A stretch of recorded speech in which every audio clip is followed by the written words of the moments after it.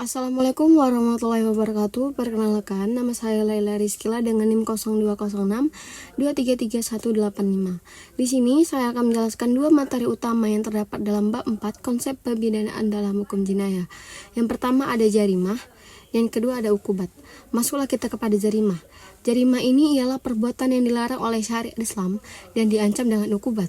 Lalu, perumusan jarimah sendiri ini ialah aturan yang sudah ditetapkan secara tertulis dalam hukum jinayah, yang format dalam bentuk konon. Setiap pasal dan ayat dalam konon ini dikelompokkan ke dalam bab-bab dan bagian tertentu.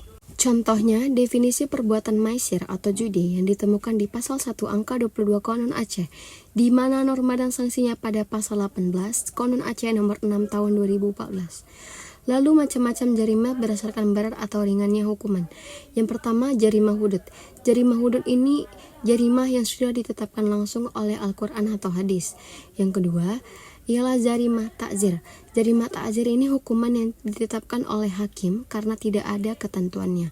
Lalu dari segi pihak yang berhak melakukan pelaporan jarimah, yang pertama itu jarimah delik biasa, artinya dapat diproses tanpa perlu laporan dari korban.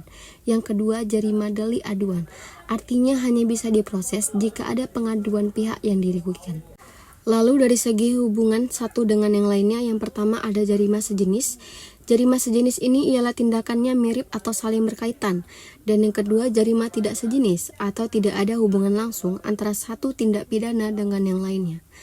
Unsur-unsur pidana juga ada dua. Yang pertama, unsur umum yang meliputi formil, material, dan moral.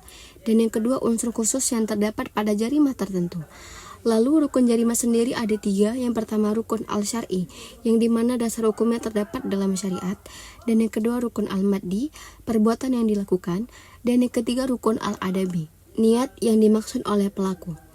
Lalu masuklah kepada pembahasan yang kedua, yaitu ukubat.